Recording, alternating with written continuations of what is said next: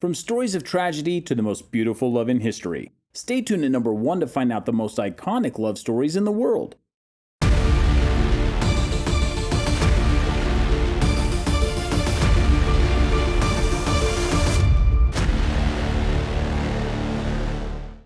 Number 10. Romeo and Juliet. Here we have probably the most iconic love tragedy of all time. This wouldn't be a true love story list without the beloved Romeo and Juliet. The story of Romeo and Juliet has been the all-time love of many since Shakespearean times. The story goes that Romeo and Juliet were from two feuding families called the Capulets and the Montagues. The two young teens became star-crossed lovers for one another even though it was a forbidden love. They fall head over heels for one another, but their families never permit them to be together. To make a long story short, people begin dying. Romeo's good friend is killed by Juliet's cousin, and then Romeo kills Juliet's cousin. The families come in between them so much that Juliet pretends to kill herself so that she does not have to get married to her parents' chosen mate. When Romeo finds out and thinks she's dead, he drinks poison and actually kills himself. So, of course, Juliet wakes up and slits her own throat because she doesn't want to live without him either. What a tragedy. Number 9. Lancelot and Guinevere. The next duo story was actually turned into a movie because the audiences loved it so much. Lancelot was a grand knight for King Arthur, and Guinevere was the wife of Arthur. The Queen and Lancelot slowly begin to fall in love with one another, but they of course had to keep their relationship secret. Eventually though, some knights became suspicious of their relationship. On one night in particular, Sir Maleagant accused Lancelot of relations with the Queen. This led to a duel, where Sir Maleagant ultimately lost his life. Lancelot and Guinevere's honor was thus restored, and suspicions weakened. But it was not long before more knights began to question the two once again. So 12 knights went to Guinevere's chamber, and this is where they caught Lancelot in bed with her. Lancelot fought and fled the castle, and Guinevere was sentenced to a fiery death for infidelity. Lancelot came back and attempted to save the queen, but to no avail. No burning death of the queen ever does take place, but the story ends with her dying as a nun and Lancelot as a hermit. So no happily ever after for these two. Number 8. Napoleon and Josephine. This is a partial story of love at first sight. The story goes that Napoleon simply saw Josephine and was entranced. Napoleon was interested in taking a wife and soon decided that Josephine was the woman for him. But before we talk more about Napoleon and Josephine, take a moment to like this video and subscribe to Zero to Hero. It will only take a second, but we would surely appreciate the love. Now, Josephine was not exactly a perfect angel. She allowed him to think that she was younger than she was, and that she was of greater means. And eventually, Napoleon fell very much in love with Josephine. He showed remarkable passion for her, and that was exhibited in his many love letters. Josephine was involved in all kinds of things when she met him, and had developed quite a good life for herself. She wasn't as interested in Napoleon as he was of her, however she eventually agreed to marry him. Their marriage was definitely rocky. Josephine never loved Napoleon as much as he loved her, and they both became involved with love affairs.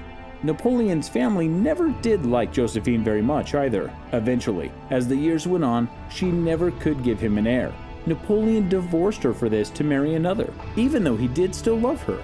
Their marriage did last for 13 years and their love grew all the while, but they remained separated, so this story ends quite disappointing to many. Number 7. Orpheus and Eurydice.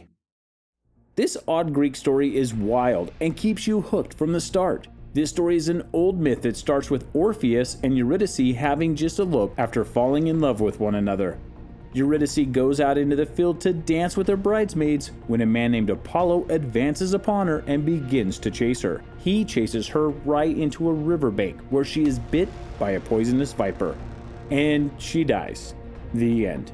Okay, wait, just kidding. Apparently, Orpheus is so overcome with grief that he travels to the underworld to convince Hades and Persephone to give her back. He reminds Hades that he was once in love too. His lover was Persephone, so he should know exactly how this feels. His sad tale warms Hades' cold heart, and shockingly, the grim god agrees to let her go.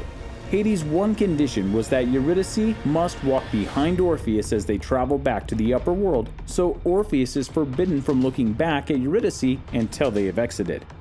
So Orpheus of course follows this one simple condition and doesn't look back, right? Unfortunately, wrong.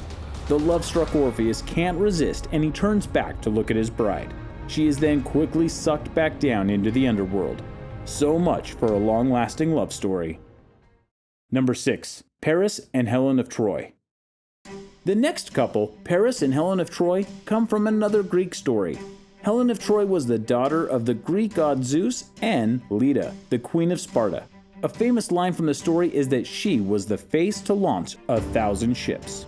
Helen was said to be the most beautiful woman in the world, and she attracted the attention of Menelaus, the king of Sparta, and he wanted her. So they were married. But this is not the story of Menelaus and Helen. Now here is when Paris comes into the story. Paris made a deal with Aphrodite, the goddess of love and beauty, and she promised him the most beautiful woman. So of course, Paris wanted the beautiful Helen to be his wife.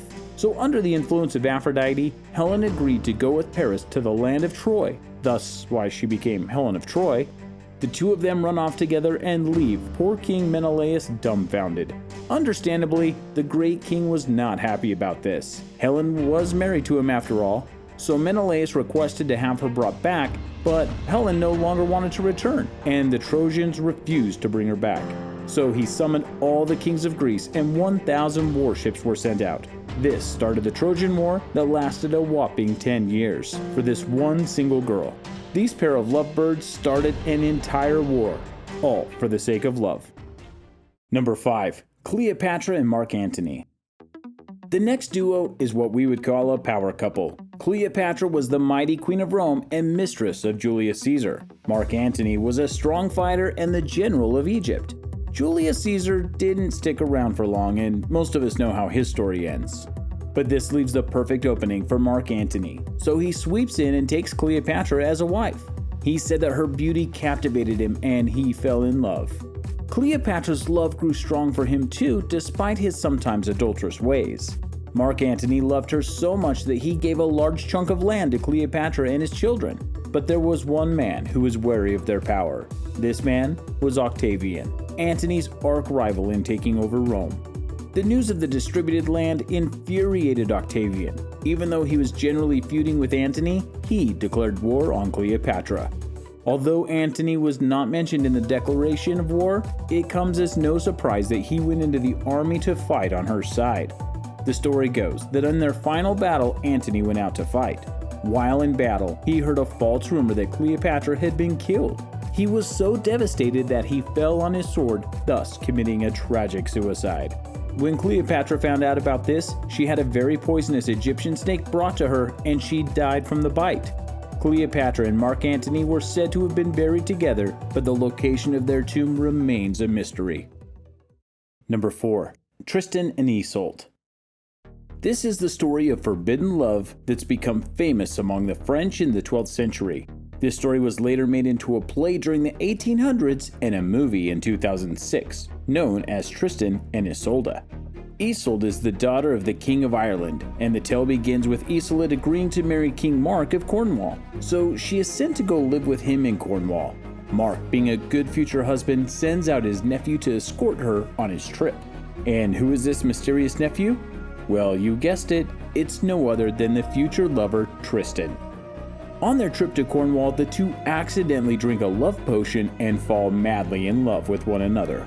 When they arrive, Isolde keeps her promise with the king and they are married, but she continues to have an affair with Tristan anyway. And the king's suspicions about the two begin to grow. Some stories say that Tristan then left Cornwall to ease the suspicions. Others say that their treacherous ways were soon uncovered by the king. Since Tristan is his nephew though, he decides to banish him rather than to kill him. Tristan goes off to get married and live life on his own, though he is still in love with Isolde. When he is wounded in battle, he sends for her to heal his wounds and asks that a white sail be flown from the ship if she was on board when it returned.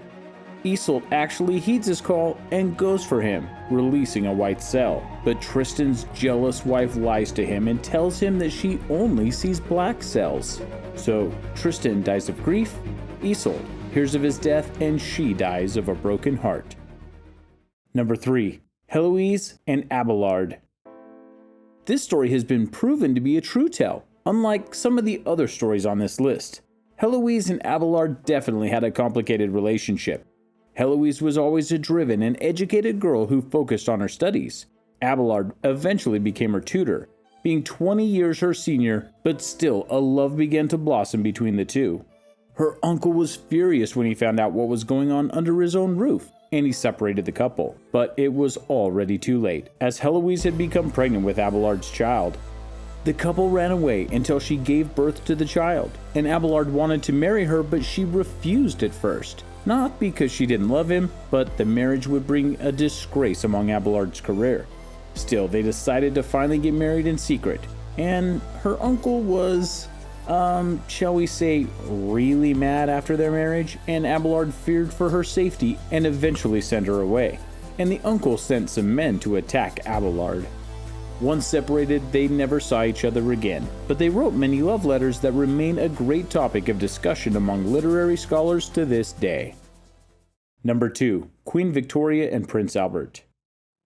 The next couple actually have a popular TV show about them right now, called Queen Victoria. The life of Victoria and Albert starts off happy. The pair first met in 1836 when Albert traveled from his native Germany to London for Princess Victoria's 17th birthday. They did not get married right away, but Albert wrote her many love letters for 2 years, and in the fall of 1839, she proposed to him. Their social rankings as queen and prince permitted her to do so. Victoria hated pregnancy and childbirth, but Albert was quite the family man, and they went on to have 9 children and were married for 21 years before Albert fell ill from typhoid fever and passed away. For years, Victoria mourned Albert, retreating from public life and wearing black for the rest of her days. Which wouldn't have seemed so shocking, but she went on to live for an additional 40 years before she passed away in 1901. Upon her death, she requested that Albert's dressing gown and a plaster cast of his hands be placed in her coffin. Number 1. Shah Jahan and Mumtaz Mahal. If you have ever heard of the monument Taj Mahal, then you already know a piece of this story. The Taj Mahal is a large and extravagant white palace that stands in India and sometimes is called the Palace of Love. The Taj Mahal was built by Shah Jahan, who was an Indian prince. He first saw Mumtaz Mahal at 14 years old, and he was charmed by her beauty and wit. The emperor called for the girl to meet his son, and the two fell in love and were married a few years later. Mumtaz Mahal's name was actually Arjumand Banu Begum, but he awarded her with the name Mumtaz Mahal because this name meant jewel of the palace. Like many high-status men in his day, he had multiple wives. His favorite was Mumtaz though, and he adored her. It was said that he loved her so much that he never left her alone. She would accompany him on all of his trips wherever he went. They had 13 children together, and a 14th was attempted. But this is where the story takes a sad turn. During the birth of their child, she grew ill and passed away, leaving Jahan devastated. He was shattered and made his kingdom suffer too, as he announced 2 long years of mourning in the court. Jahan took the next 22 years to build the Taj Mahal, where he laid her tomb. When he died in 1666, he had his grave placed next to hers, and the graves are still there today. What is your favorite love story in history? Let us know in the comments below, and take care.